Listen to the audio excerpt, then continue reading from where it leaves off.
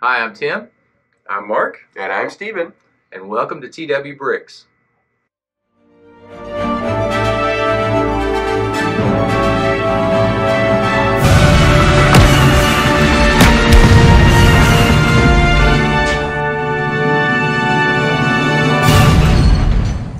All right, Mark, so we were down here in, December? Yeah, a couple This months past ago. December, so a few months ago. What's been happening since then? A lot, actually. Quite a bit. You'd think it'd get quieter and more relaxed after the Lego Masters happened last year, but it only has gotten busier since then. We don't know how, but yeah. So we're doing all sorts of things, building a lot of stuff for conventions. Oh, Steven, yeah. You've been building. I'm now in charge of the YouTube channel here at Atlanta Brick Co. So Okay. I'm doing a whole bunch of stuff for that. So we have been busier than ever and having a great time, but yeah, it's like, man, where'd the free time go? Not a moment to stop, really. What It's free been- time? Yeah, exactly. Well, I don't remember what that's it's a like. lost Yeah. concept now. So. Oh, yeah. So you mentioned shows and exhibits. What have you guys been doing? Yes. So since December, we went to Brick Fair, Alabama. It was a Yes. fabulous time. Unfortunately, Phenomenal. this next time they're postponing a year, so we're gonna miss that. But Okay. we had a great time on the one time that it has happened. And then you went to Atlanta Brick Con I as well. did go to Atlanta Brick Con. It's a brand new convention. It was up in the Kennesaw, northern Atlanta area, Okay. sort of. And it was a great facility. The staff was amazing. Very small, but very well run. It was very well received. We had Okay. some newspapers come out and other stuff like that. Mhm. A lot of people. It was their first convention. A lot of the audience that came in, the attendance, and that was really fun. They got to explain what the convention was, and I did a Q&A or two. And it was a great time. It was a lot of fun. Awesome. Mhm. On your shows, Yes. what's the most recent one you've done? Ooh, so as of filming this, the last one we did was a rare parts video. So basically, Angie and Daniel and a couple other employees here, whenever they see something they've never seen before, they set it aside. And so once we get a pile big enough, we'll do an hour-long video talking about each piece, where it's from, what it's worth, and just having a great discussion about very weird parts. And so that's, ironically, one of our more popular videos is just talking about weird Lego pieces, and it's Yeah, great. So, And there's nothing wrong with that. Exactly. It's like a treasure hunt. yeah, so and- Absolutely. having a lot of fun with that, and just a whole bunch of other crazy, unusual Lego themes. Like we're actually going to do a Galador video here soon, and I'm so excited for it. So. That's a Now- whole other world. A whole nother world. Huh? Mm-hmm. Now, you guys just had a display at the zoo. Yes, actually. So our build wasn't actually physically displayed there, but we made a creation for advertising materials for our meet and greet at the zoo. And that was really, really fun. We had a lot of people who came. It was a lot of good turnout. It was interesting. I'd say about 2/3 had seen season 2. The other third had seen just season 1, and the rest hadn't seen the show before. So we got to introduce a lot of people to Lego Masters, which was fun. But the zoo they were great. Oh, yeah. And they put us up near the Panda exhibit, which is their big exhibit. That's their best one. Right. And, that was a really fun day. That was great. Awesome. So you mentioned Lego Masters. Oh, yes. We've got season 3 that's getting ready to start. Mm-hmm. Mm-hmm. Who you guys rooting for? Ooh, okay. That's not fair. That's not fair. I got a response. Yeah, you first. Okay. You first. So, my friends, Patrick and Carrie. I met Patrick first at Brick Fair, Virginia, I believe. Might have been earlier than that. Anyway, I met Patrick and I met Carrie at Brick Fair, Alabama. He was there. We were hanging out. They were both there. So we got to hang out and have a great time. They've both been to the store. So I've known them for several months now. Had a Right. great time. Great guys. And really excited to see them on the show. They had hinted that the casting had reached out to them. I'm like, oh, I'm like, Right. go for it, guys. Mhm. Knock their socks off. So hopefully Right, they do right. well. I'm just rooting for them, however it shakes down. But I did recognize a couple other contestants too. But I think I'm most excited for those two. Okay. Now, of course, they didn't say they were going to be on Lego Masters. No. But we knew what. We know what the casting process is like. Yeah, we knew what to look for. So we had the inside scoop. They were very good about it. Yeah, they were they're absolutely good. Phenomenal. I do know Liz. I don't know her teammate. But I met Liz at Brick Fair alongside Patrick and everybody there. Mhm. So yeah, those two teams I think I'm rooting for at the moment. Obviously, I haven't seen the show. I haven't seen Right. any of the builds or whatever, or the team's dynamics or whatever. It's been a while since I've had to root for a team. I know, on Lego right? Masters, I was just enjoying it. That didn't really cross my mind. Mhm. What team am I rooting? Well, I know what happened. So that hasn't crossed my mind in a while. But yeah, I'm gonna have new teams to root for. I Well, forgot all about that. I'm going to put it out there right now. Season 1, Mhm. we picked the winners. Hey. Okay. From Episode 1, we picked who was going to win. Mm. Season 2, we picked the 3 finalists and who was going to win. Really? So, I'm going to put it out there right now. I, too, also know Patrick and Carrie. Mhm. Met them over at Music City Bricks in Nashville. Mm. And that's what I'm saying right now, Patrick and Carrie. Oh, For the win? For the win. For the all in.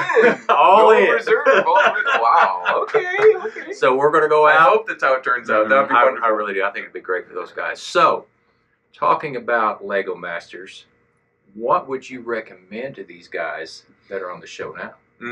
So I think it's probably already filmed at this point. Yeah, but, advice would be bring lots of snacks, lots of brain food, granola bars, Gatorade, all that good stuff. Eat lots of eggs, your Rocky Balboa style. Chuck as many eggs as you can.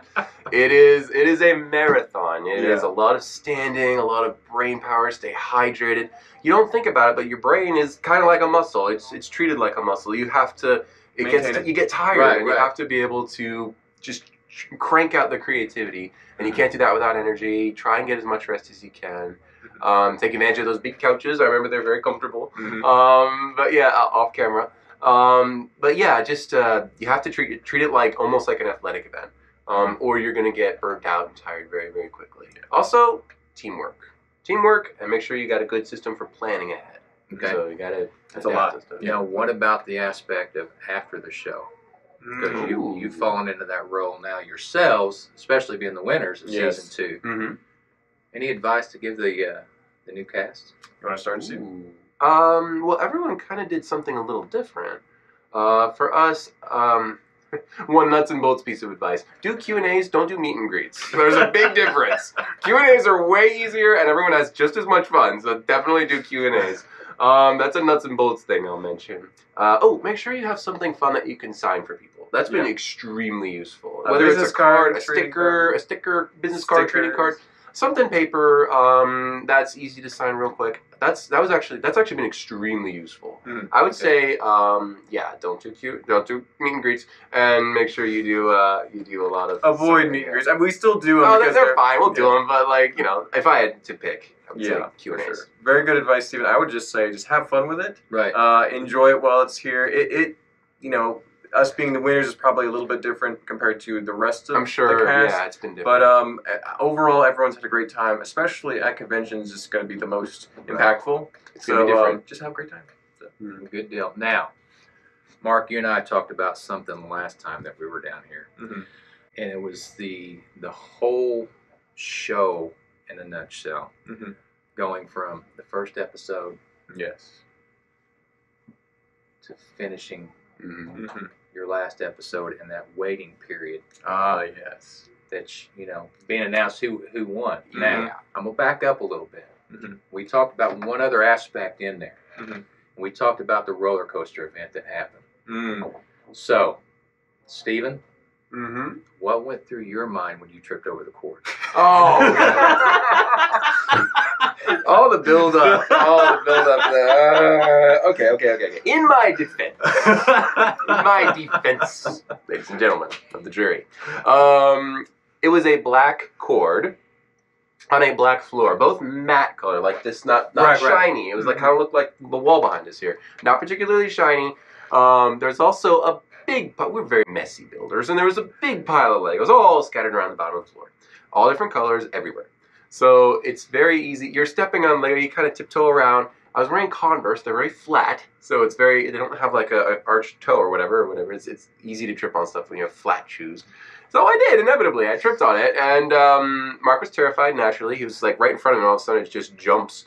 I don't remember. He says it's 3 inches. I think it was more like half an inch. I think the drama of the moment, I think, made it worse. There's only a brother's fighting here. But it actually gets worse. A lot of people, I don't talk about this very much for obvious reasons, but I actually tripped on it twice. Twice? Yes, twice. The first time, it sort of just got knotted around my shoe, and I kind of dripped. The cord just tugged a little bit. Just tugged a little bit, but it did make a noise, and I'm like, whoa, what was that? So I kind of paused, I look around, I kind of took a little quick once over. It was fine. I wasn't worried about the model, because Lego, if it had, now hang on, let me tell you why. I'll tell you why. If it had come out, the only thing that would happen would probably to break some of the rockwork at the bottom. I think that's the worst. It weighed so much. It was so heavy. At that stage, it weighed a ton.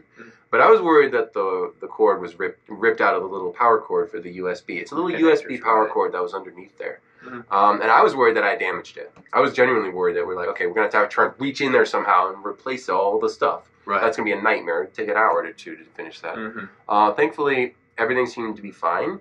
Thank goodness. And everything seemed to be in working order. We tried testing everything. It seemed okay. So, crisis averted, and it was definitely a crisis. And my apologies, bro. I'm so sorry for tripping on that. It was a genuine accident. It all worked out. Yeah. So I felt very bad. Very sorry, but it happened. You know, it could have been a lot worse, but yeah, that happened. You're pretty much spot on. He spoke on your behalf last time I was down here, so not sure how I feel about that. I just explained what happened. I didn't embellish anything. That's how it happened. I need to go back and watch that video. Yeah, there you go. Thank you for. Some people. I don't think anyone thought Mark overreacted, but thank you for not overreacting any more than you probably could have. You justifiably could have. I knew there were at least 7 cameras on us when that happened, and I'm like, I'm not going to strangle Steven on a big stage. Just everybody, millions of people watching me strangle Steven would not be good for branding. So I'm just like, no. Like, Steven, don't do that. Please. I felt bad, okay? I really felt bad. Yeah. Okay. Anyway. Now we're going to move away from the Lego aspect for a few minutes. What motivates you and inspires you in life is general. Okay, not far from Lego on the side. Just your life in general. What inspires you? What motivates you? Both of us. Who wants to go first? I actually have an answer for that. I think it's the ability to be creative and like express myself, to recreate things that I really find aesthetically pleasing. That's so. You know, we work hard, we do all this stuff, we build with Lego, but at the end of the day, I just like to make stuff. I like a lot of historical things, landscapes, things like that really speak to me on a like that looks cool level. Okay. And so being able to make things like that doesn't even have to be Lego, like drawing or photography or things like that. So Lego is just the easiest way that I've found to do things like that, to create. And so that's the motivation is just the ability to make stuff. Okay, so it's very similar for me. I would word it slightly differently though. The only change I'd make is it's really cool to just absorb like cool facts about the world, about history, about science and nature and all that stuff, all the fun elements that make up where we are. But it's also nice to kind of give back to that. You know, you can absorb it, you chew on it mentally, and you can process things. And a good way to process it even more is to add something back. Like you can add your own fairy tales, your own mountains, your own civilizations, and all other fun things like that. That's always been really fun. Like you can contribute to this, to a bunch of really interesting and fun and fulfilling things, and that inspires other people. I know it's not. I know you mentioned not necessarily Lego, but it does kind of tie back to Lego because that's been a really good avenue for that. But one thing that really inspires me is to see kids building, and I can see the potential. I can see like myself, like almost like I remember when I was at that age and that stage in my building career, and this kid is actually further ahead. So I'm like, this guy's on the right track. Yeah. So I love to see that. That really gets me building. Like, oh, kids really do soak it up, and they want to do the same thing. So it's a cycle, but it's a really good cycle, and I like to see it continue. Okay. In 1 to 2 sentences, what would you tell the audience as far as building? And I'm talking from kids to adults.